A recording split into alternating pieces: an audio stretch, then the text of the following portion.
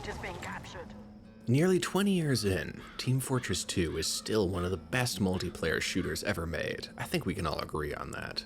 One of the main drivers behind that staying power is the community. A community that not only enjoys the game, but actively adds to it as well. These days, developers basically never release modding tools for their games, because business people tend to conflate money they didn't make with a loss in profit. If a game releases modding tools and suddenly gets hundreds of mods, they tend to see it as, wow, imagine if we charged for that content, despite having no intention of actually making that content themselves. And therefore, modding tools are typically seen as harmful to profits, regardless of how true that actually is. However, Valve is the exception. In a move rarely seen this decade, they still release all of their SDK development tools to the public, so that you too can help create content for the games you love. To show my support for modding tools, and as TF2 maps are simpler than most other games, I decided it was time I tried to give something back and made a map of my own. Before we dive in, I'm going to make sure to preface this by saying, do not follow this video as a tutorial. I've never done this before, and I guarantee that I am not doing things optimally, so please go learn this stuff for yourself rather than taking a complete newbie's best attempts as the right way to do things. With that out of the way, let's see what we're working with. Nicely, the Hammer editor is bundled into the install for TF2, but unfortunately, it sucks. Get rid of it. Yuck. The first real step is installing the community version called Hammer++, but for the sake of the video, I'll just be referring to it as Hammer from here on out, so I don't have to say ++ every time. This fixes a ton of issues and adds a ton of quality of life changes, as well as adding a button that just crashes the editor. I don't know why it's there, but it feels right. Also, don't forget to install the Tools++ add-ons, as well as the TF2 mapping plugins made by a Boojum Snark on tf2maps.net. You'll thank me later. Next step was to watch many hours of tutorials on how to actually use the editor. I recommend the videos by UEAK Crash to get started, then the videos by 2clicks Philip for all the more specific tools as needed. This was all worth it, however, as Hammer isn't the most intuitive interface to say the least. All you need to know to follow along is that each one of these 3 windows shows one cardinal view of your map, front, side, and top. Then this 4th window is your viewport, which shows a full 3D preview of what your map's going to look like. Now that we know how to use it, let's go over the main limitations you have to keep in mind while working with the engine. First and biggest one is that the engine can only handle interior spaces, so even if it looks like you're outside, you're actually just in a bigger box. Secondly, the tools you've got to work with are extremely basic. No extruding, beveling, insets, loop cuts, arrays, mirroring, or God forbid you attempt to make a spiral. You've got cubes, cylinders, spheres, cones, and you're going to like it. It also can't handle concave shapes, only convex ones. So if you need a concave shape, it's got to be split up into 2 smaller convex ones. These basic shapes you can make in the editor are called brushes, and the vast majority of the playable area of a map is made from brushes. You can also import models from other software, but then you have to go through the process of packing them into your final map so that other players will see them and not get, well, something like this. I wanted to keep my life simple, so I'm going to stick to only base TF2 assets for this map. So I made a few walls, added a spawn point, hit compile, got an error, compiled again, got another error, attempted to boot the map from the in-game console, got a ton of errors, but then, amazingly, the map actually loaded. All that for a single box with no lighting. I'm sure this isn't going to be annoying at all. Now that I understand the tools I'm working with, I have to start thinking about my actual map. First things first, what's my game mode?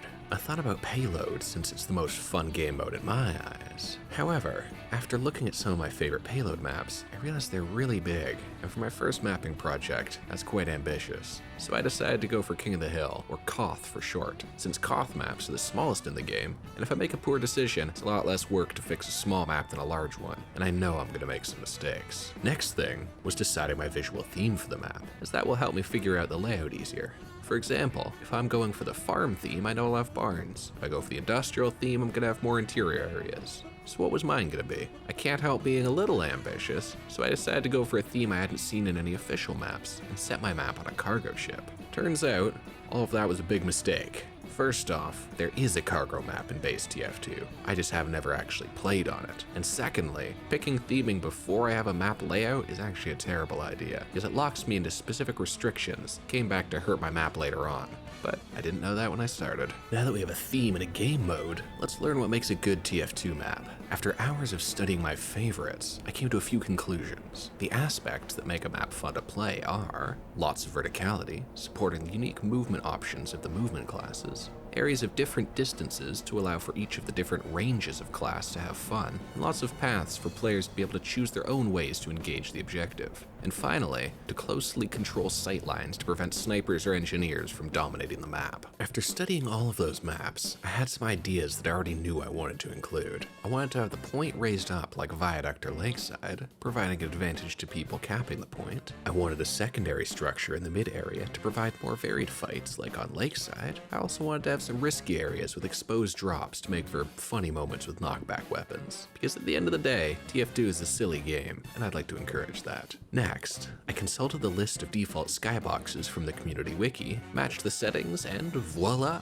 My first compile in all its hideous orange glory. Now that I knew the skybox worked and the scale was correct, I started building out the rest of the map. This is often referred to as the blockout stage, or the grayboxing stage, where you build the layout of the map with no concern for detail or visual appeal. Once you have a layout that is fun to play on, then you go back and detail it, because there's no point in spending hours detailing a building that might get removed after the first playtest. Due to this being a Koth map, I knew I was going to mirror the map in the end, so I only focused on designing half the map, as I could just flip it for the other team. First up, I knew I wanted to have battlements overlooking the point, as while I don't want Sniper to be overpowered on the map, I do still want him to be fun to play.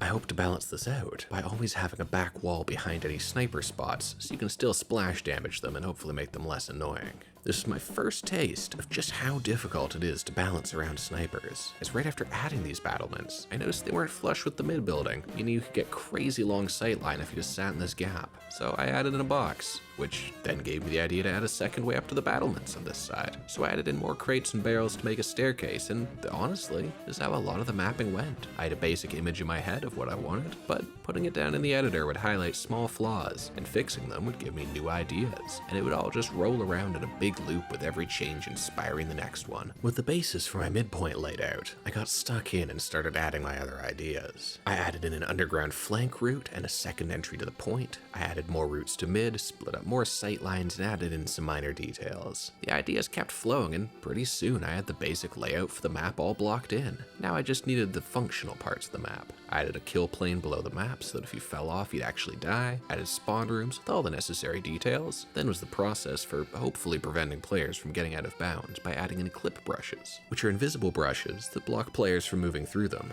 Finally, I added some basic lights to the map to make sure none of the areas were too dark, and then took on the task of mirroring the map. With the basic layout blocked in, I decided to get a second opinion. After a late night brainstorm with a friend who has over 1,600 hours in the game, we came up with some improvements, mainly to the spawn courtyard and the snake that leads to mid. We also brainstormed a lot of good places for health and ammo packs. If resources are placed separate from the point, then defenders have to retreat to heal up, hopefully promoting a better back and forth. You can also use resource placement to try to get people to go to the locations they would otherwise ignore, promoting a more varied experience rather than everyone just moshing in the center. Finally, I moved the full health kit out onto the dangerous catwalk so that it would provide a real reason to go out there other than just to hit funny clips. My friend is also a spy main, so he's able to provide some important insight that a spy noob like myself wouldn't know. He commented that there's only one flank route on the map that actually leads behind the enemy battlements, meaning ambush classes like spy, pyro, and scout would have a tough time. So then I had to figure out how to add one without ruining the flow of the map, because I wanted to push people to fight over this building by having no real retreat from this area, and adding a route around the side would undercut that. After trying a lot of iterations, I decided to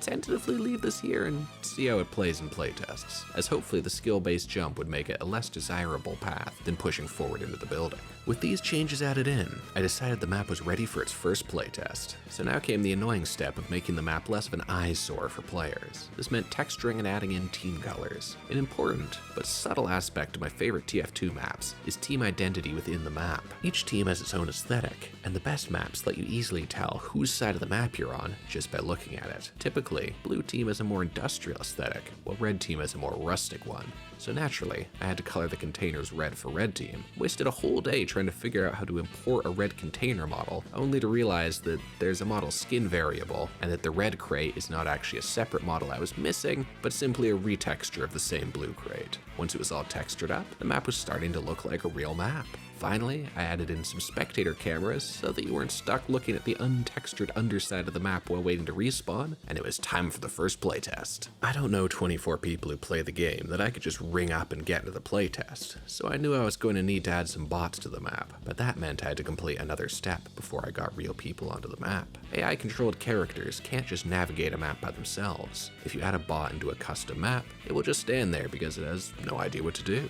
So you need to create something called a nav mesh. A nav mesh is, as the name suggests, a mesh that covers the map and shows the bots where they can and cannot walk.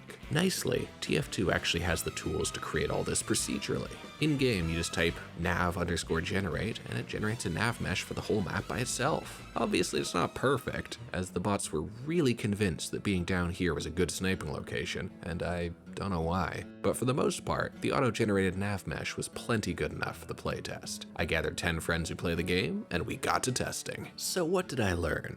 First off was some good news. Everyone had fun. Secondly, there were still some areas that could use improvement. So let's take a look at what I changed for the next version. In testing, whoever capped first basically always won, as the point was so open it was very hard to attack without the back of your whole team. So I made the cap area larger, added an outline to make it easier to see where to cap from, added these corners to provide cover from the battlements, and shorten the time it takes to cap the point. Hopefully these changes would make for more back and forth matches. Next was improving the underground, as no one really went there. Since the point has good cover on it now, I made the underground provide sightlines into that cover, so that hopefully people would utilize it more tactically rather than just walking through as a flank route. I also added this extended ramp and walkway to hopefully make this flank less noticeable and not confuse players who wander into that dead end. At the time I should have realized if you have to hide part of your map, it probably shouldn't be there to begin with, but I figured that out later. I added railings around most of the map to make air blasts less annoying. I tried to leave some gaps where they facilitated fun gameplay or movement opportunities. I swapped the container door to the lower container, hopefully to make this sightline a little less annoying, and I added in patches for all the health and ammo pickups. That's an often unnoticed feature of TF2 maps, but they all have these patches under your health and ammo pickups so that you can tell where they are,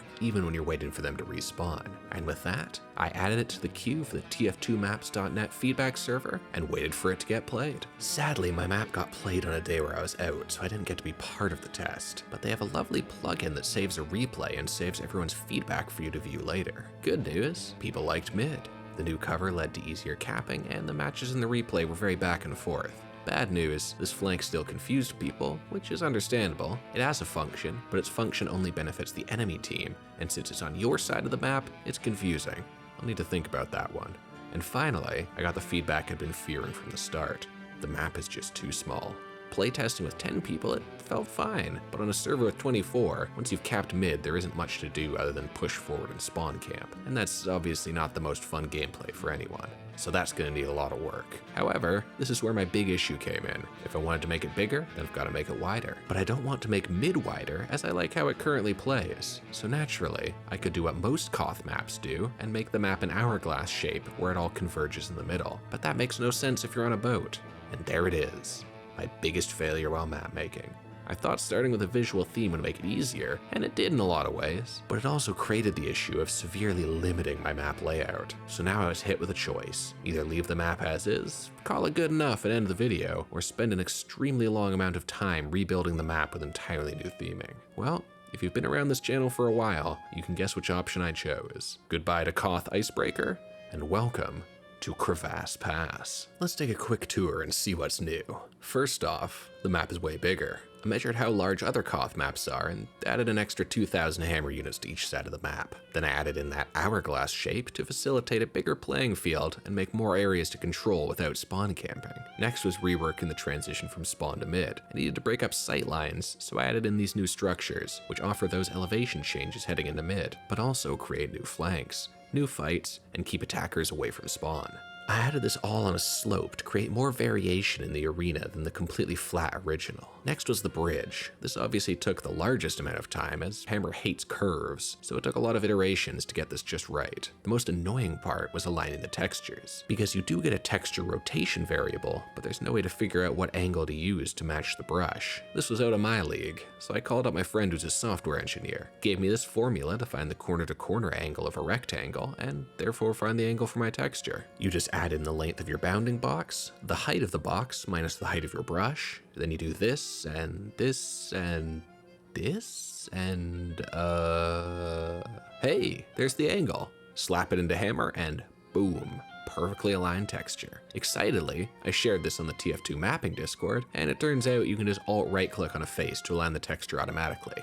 I scrapped this flank idea as no one liked it and it was just confusing. I still wanted to encourage people to advance into this building, so I needed to find a different way to make this path have a use while not disrupting the flow of mid. I eventually landed on connecting it to the underground. You can still jump to it from the point, so it can be a skill-based flank route, but now it has a purpose for the team, and it won't confuse anyone. I also took some inspiration from the Half-Life 2 bridge map, and turned the area down here into a little maintenance shed. Now it's back to the test server to see how it plays with real players. And that's why we playtest. Within, I kid you not, 15 seconds of the map going live on the server, Blue Team found a hole in the clipping brushes that let you get out of bounds. This led to the playtest being very Red Team-sided because Blue players were all too distracted with running around underneath the map rather than actually playing the game. However, with a bit of encouragement from the server mods, people stopped goofing off and we got to play 3 more games on the map. And good news, people liked it.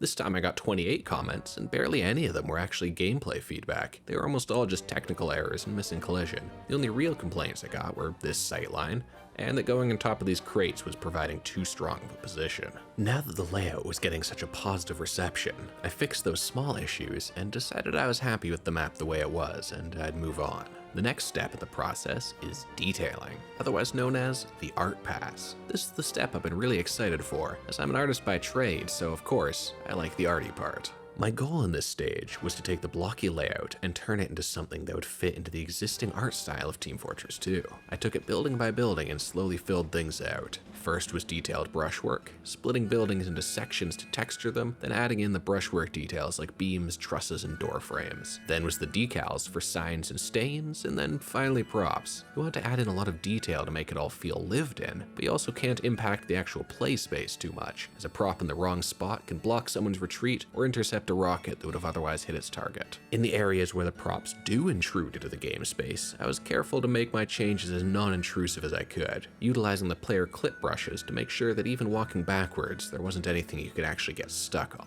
After this was the cleanup stage, which is where I went through to add in all those little quality of life changes, like putting clips in the corner of doorways so you wouldn't get stuck when running through them in a hurry, but at the same time not allowing for cheeky hiding spots like the top of door frames or the inside of the trusses on the bridge. Due to a fix for a niche bug in Half-Life 2 20 years ago, you can stand on top of slopes, even if they're flush with the wall, meaning if you aren't careful, it can allow players to stand on areas they're not supposed to. You need to clip the stairs as well, but this time with bullet blocking clips, as TF2 calculates splash damage in a very binary manner. A surface edge will cut off splash damage in a hard line rather than morphing around it, meaning even the tiniest edge can completely block splash damage. But adding a ramp on these lips and staircases fixes all that. Adapting to all these little quirks was a huge part of the process here, learning the little pitfalls and unintuitive problems the engine provides, then learning the equally convoluted solutions to fix them. No matter how careful you are, there's always going to be some unintended shank. But I think that's part of what gives TF2 its charm. The next detailing step was soundscapes. It's a subtle thing, but it's noticeable when it's missing.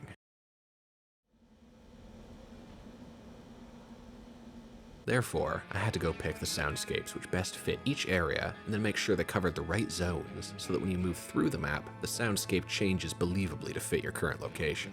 With that done, I was really on the home stretch now, so next I added in the cube maps. Essentially, each one of these orbs is a camera that will take 6 photos, then stitch them together to make, well, a cube of the room, which is then used by the reflective objects to figure out what they should reflect in any given area. For performance reasons, you don't want to put them everywhere, but you want to have a decent coverage so that you never get reflections that feel really out of place. Next is building the skybox, which is all the stuff that shows up outside the playable area. It's just there for decoration, but really sells the level as part of a larger world. Stuff in the skybox is created at 1/16th its actual size to save on rendering costs, so I had to design a tiny version of the surrounding landscape, and boom. Now it's filling out the rest of the level nicely. Finally, I had to do some optimization. This step can be extremely complex and a nearly endless rabbit hole if you want it to be, so I decided to try and get my map at least at the level of a basic Valve map. An average TF2 map runs at about 380 FPS on my machine, so that's the goal. But currently, it was hitting, well, less than that. First up, is adding area portals. These tell the engine when you're in an enclosed space, so it doesn't have to render anything you can't see out of the doors and windows of said enclosed space. You can see a good demonstration of it if I make the wall see-through. Next is adding hints. To achieve a similar type of occlusion culling, which just means not rendering what can't be seen, in open areas, the engine splits levels into hundreds of boxes and it does a lot of complicated math to figure out which boxes can see which other boxes, so that when you stand in a box, it knows which other box is nearby to render and which ones not to. It's pretty good at figuring this out on its own, but I could help, or give it hints. These invisible brushes will add extra cuts to these boxes, and if placed correctly, can help the engine better hide what isn't visible. Then finally, I could optimize the lighting itself. TF2 uses a style of lighting called baked lighting, where instead of having the lights actually emit light onto the environment while you're playing, it figures all that out when you compile the level, and then writes all that data into textures called light maps, which are then overlaid onto objects to make them appear lit or in shadow. In the editor, you can change the resolution of these light maps, so if you make the areas that are completely in light or shadow lower resolution, and the areas with lots of complex lighting higher resolution, you can get both a better optimized and a better looking map.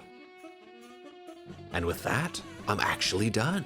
Whew, that took a long time. 211.7 hours to be exact. Finally, I was able to complete the slow final compile, which makes everything look pretty, but takes, oh Jesus Christ, 9 hours? With some time to kill, I decided to finally learn how to play Mahjong. Sick woo, netizens.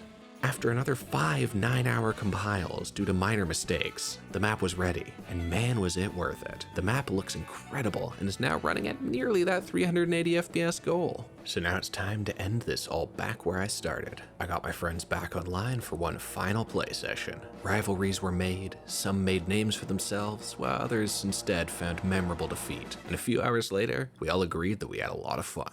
So why? Why do this? What's the point? I've spent this whole video so far discussing all the challenges, trials, and tribulations of completing this process and making a custom map, which in reality, outside of the playtests for this video, no one's gonna play. I've spent over 200 hours of my life on this map, and I'm not gonna make a cent off it, and outside of the couple hundred people who watch this video, it will be lost to the infinite data shores of the internet, one more workshop map out of thousands. Well, I think it's the same reason that any modder does what they do. The same reason that people make fan art and write fan fiction and start an entire YouTube channel because they like a game so much but just can't convince anyone else to play it and just have to tell someone. So bear with me here, because I think it's the same reason we as humans make any kind of art. And yes, I do consider this art. At the end of the day, art is a form of connection. Connection to oneself, connection to others, or a deeper connection to the universe and the nature of being. When we make art, we're attempting to take a piece of ourselves and put it out into the world. Sometimes just so we can see it, and sometimes so that others will find it and see a part of themselves in it too. So I've made this map because I love TF2. It holds a special place in my heart as a game I loved as a kid. It helped me connect with my friends at school, it helped me connect with my brother, and it was simply a way to have fun on a bad day. In a small way, this game has become a part of me, and now I'm trying to take that part of me and shape it into something I can share with others. It's a natural part of human nature to want to connect with others, so when I see my friends get excited when we brainstorm ideas on how to improve the layout, hear their first reactions to seeing it, and when I see people engage with elements of the map I designed in a playtest, or just hear them laugh as they find ways to break it. In some way, we are connected. That shared sense of happiness is one of the most fundamental parts of human experience. That brief moment when you feel less alone, despite hurtling through space on a wet, bumpy rock full of billions of other humans. When someone airblasts a scout off the edge of a stupid bridge in a stupid game made 19 years ago, which has lived so far past what anyone imagined, there's a connection there. Someone sat down and thought about what would be fun, what would make someone else happy. In this case, it was me. But with the over 200 maps in the game and the thousands on the workshop, there are so many tiny but beautiful connections to be made. Despite all the ways we are different, we can still come together and laugh at someone blowing up or ragdolling or any of the other myriad of ridiculous occurrences that make up this beautiful mess of a game. So thank you. Thank you to everyone who makes art, everyone who sits down to make someone else's day better, and thank you to everyone who helped me along the way. This is by far the biggest video I've ever made, and also the most fun I've had making one. And finally, as part of that thank you, I have hidden a Steam key for Vampire Survivors somewhere in this video. Good luck to whoever's the first to find it. This map is available on the Steam Workshop, link in the description. It supports up to 32 players, and it includes full LDR and HDR support, as well as a packed-in nav mesh so you can play it with bots if, like me, you don't have enough friends to fill up a whole server.